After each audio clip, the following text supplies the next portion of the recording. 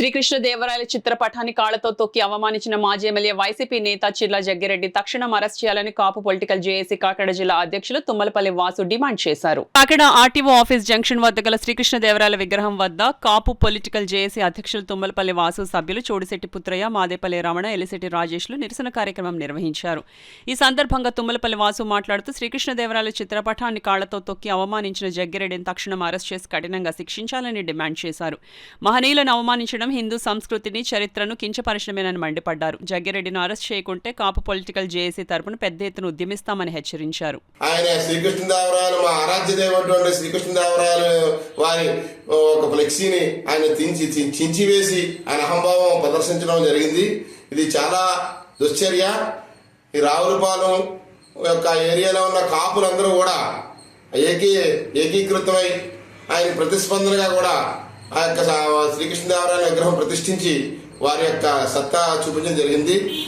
అయితే జగ్గిరెడ్డి గారు మీకు ఒక విషయం తెలియజేస్తున్నాం. 40 సంవత్సరాల నుంచి ఈ యొక్క ఆంధ్రప్రదేశ్లో ఉన్న సంస్కృతిని విచ్ఛిన్నం చేసి రాజశేఖర రెడ్డి గారు పరిపాలనలో ఎన్నో అక్రమమైన కార్యక్రమాలు, ఈ ధర్మాన్ని విచ్ఛిన్నం చేయడంలో రాజశేఖర రెడ్డి గారు ముందున్నారు. ఈ రాష్ట్రం కూడా విడిపోయి ఇంత దివాణా కోరితనానికి రావడానికి కారణం కూడా ఆనాడు 2004లో ఆయన ముఖ్యమంత్రి అవ్వడం అనే స్వార్థంతో టీఆర్ఎస్తో పొత్తు పెట్టుకుని రాజకీయ చదరంగం ఆడి ఆయన అనుకున్నదే ఒంటెద్దు పోకడానికి పోయి ఈ రాష్ట్రాన్ని ఎంత అతలాకుతలం చేసేసాడు, ధర్మ విచ్ఛిన్నం చేసేసాడు రాజశేఖర రెడ్డి గారు. శ్రీకృష్ణదేవరాయలు ఎక్కువ, రాజశేఖర రెడ్డి గారు ఎక్కువ. ఈ రాష్ట్రంలో శ్రీకృష్ణదేవరాయలు విగ్రహానికి అడ్డుపడే దమ్ము మీరు ఆ సాహసం చేయడం చాలా తప్పు.